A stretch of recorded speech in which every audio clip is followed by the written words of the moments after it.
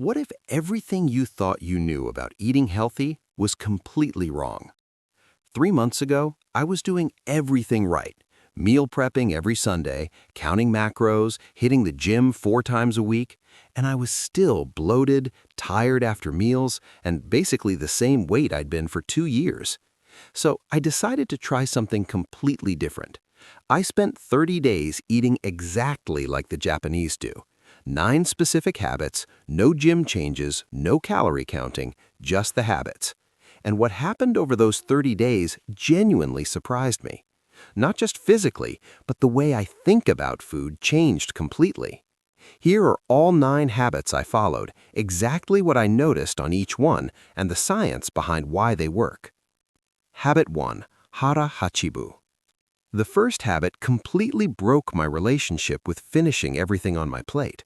Hara Hachibu is a 2,500-year-old Confucian saying from Okinawa. It means eat until you're 80% full, not 100%. Week 1 was honestly hard. I kept stopping before I felt done. It felt wrong. But by week 2, something shifted. I started noticing I wasn't hungry again for longer. My afternoon energy was more stable. The crash I used to have at 3 p.m. every single day, it was gone. Before this habit, I finished every meal until I was uncomfortably full, bloated every afternoon, energy crashing after lunch like clockwork. After, I stopped at 80%, comfortable after meals, consistent energy through the afternoon, no bloating. Here's the science.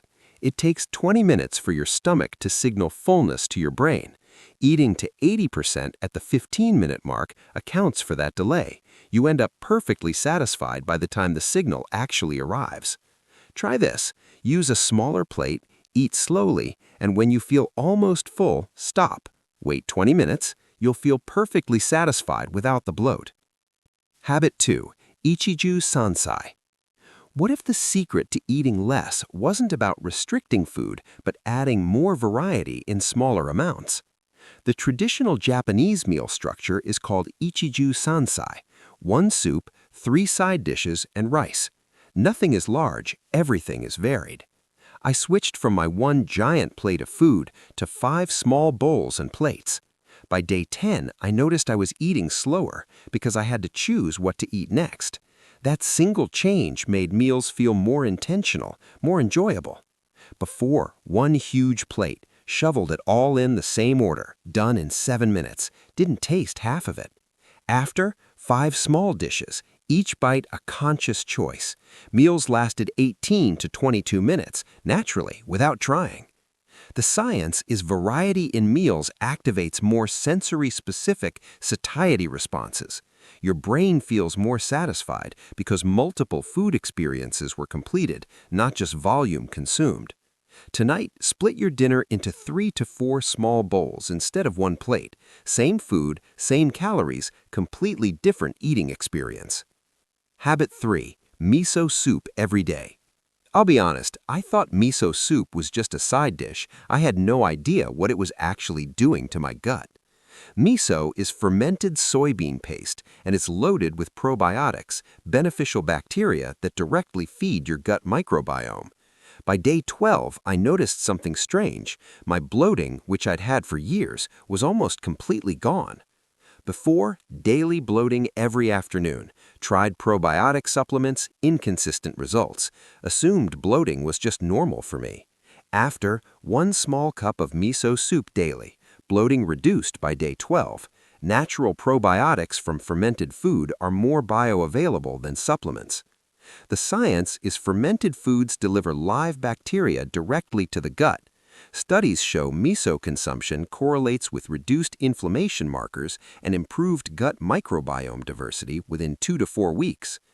Add 1 cup of instant miso soup to your daily routine, morning or with dinner. Takes 2 minutes, results in 2 weeks. Habit 4. Eat slowly. Have you ever actually timed how fast you eat? I did on day 1. 7 minutes for a full meal. 7! The Japanese eat with chopsticks, which naturally forces smaller bites and slower pace. I'm not great with chopsticks, so I use them anyway. By week 2, I was averaging 19 minutes per meal, and I was noticeably eating less without trying. Before, eating while watching YouTube, done in 7 minutes, barely tasted the food, still looking for something else after. After, full attention on food, chopsticks slowing each bite, meals averaging 18 to 20 minutes, satisfied after less.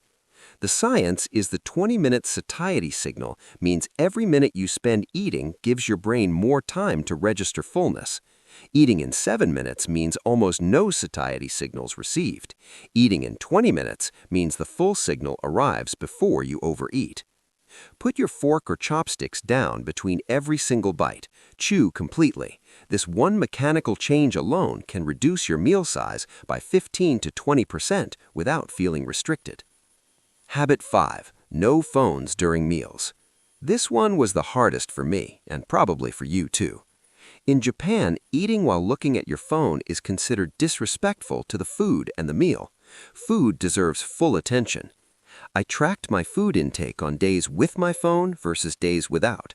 Days without the phone, I averaged 300 fewer calories. Same foods, just no screen. Before, every meal with Netflix or phone. Cleaned the plate every time, never noticed the taste or when I was full. After, phone in another room for meals. Noticed taste, texture, temperature. Stopped eating naturally when satisfied.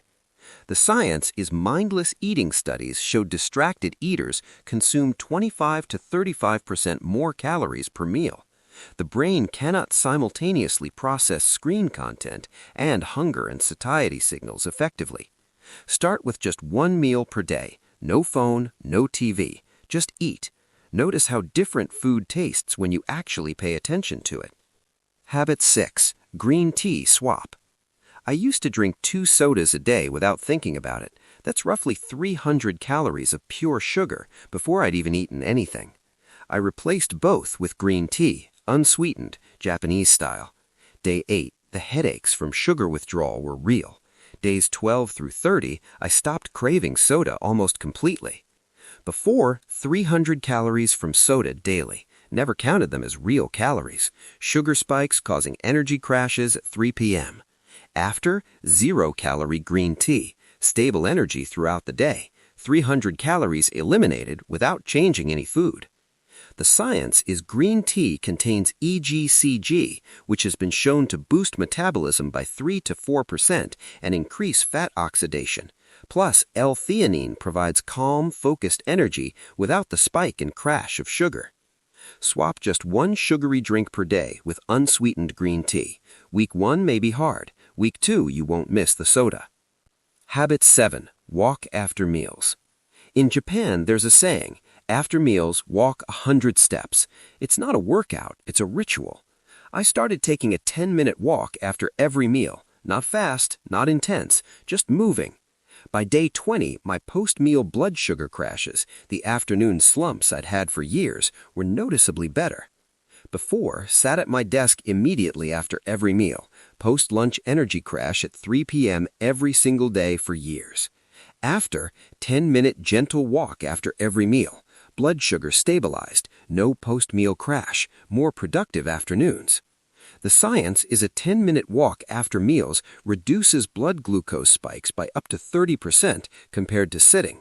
Muscle movement during digestion uses blood glucose directly, preventing the spike and crash cycle. After your next meal, stand up and walk for just 10 minutes, around the block, around the office, anywhere. This single habit can eliminate afternoon energy crashes. Habit 8. Seasonal variety. I realized I was basically eating the same 10 foods on rotation each week. Chicken, rice, broccoli, eggs, repeat. Japanese cuisine rotates with the seasons and uses an enormous variety of vegetables, fermented foods, and seafood. The gut microbiome needs variety to thrive. I challenged myself to eat at least 1 new vegetable or food each week of the experiment. Week 1, burdock root. Strange at first, actually enjoyed the texture. Week 2, wakame seaweed, surprisingly filling. Week 3, natto. That one was hard. The texture challenged me. I ate it anyway. Before, same 10 foods weekly. Gut microbiome diversity limited. Body plateauing on all health goals. After, new ingredients introduced regularly. Gut bacteria diversity increases with each new plant food eaten. Broader nutritional coverage. The science is research shows each additional plant food introduced weekly adds measurably to gut microbiome diversity. The gut microbiome needs at least 30 different plant foods per week for optimal diversity. Most Americans eat fewer than 10. Add one new vegetable or food this week that you've never eaten before. Just one. Your gut bacteria will respond within days. Habit 9. Food as respect. 9 a.m. This last habit is less about what you eat and more about how you think about eating. In Japan, before every meal, people say itadakimasu, a phrase that means I humbly receive this. It's a moment of gratitude before eating. I started doing this every meal for 30 days, and something unexpected happened. I actually started enjoying food more, not less. Before, food was background noise. Ate while stressed, rushed, distracted, used food for comfort, boredom, reward. After, food as intentional nourishment, gratitude before eating, full presence during meals, my entire food relationship reframed. The science, mindful eating practices, including pre-meal gratitude rituals, have been shown to reduce binge eating by 40% and increase meal satisfaction scores by 25%, even when total food volume is reduced. Before your next meal, pause for 5 seconds. Take one breath. Notice what's in front of you. That's it. This tiny ritual changes the eating experience completely. So after 30 days, here's what actually happened. I lost 6 pounds without counting a single calorie or changing my exercise routine. My afternoon energy crashes? Gone. My bloating? Almost completely eliminated. My relationship with food? Genuinely changed. But more than the physical results, and this is the part I didn't expect, I actually enjoy eating now. I look forward to meals. Food stopped being something I managed and became something I actually experience. None of these habits are complicated, none of them cost money, and none of them require willpower once they become part of how you eat. Which of these 9 habits do you think you could start this week? Drop it in the comments. I genuinely want to know. And if this video made you think differently about food, subscribe, because every week I run these kinds of real experiments and break down the science behind what actually changes your health. See you in the next one.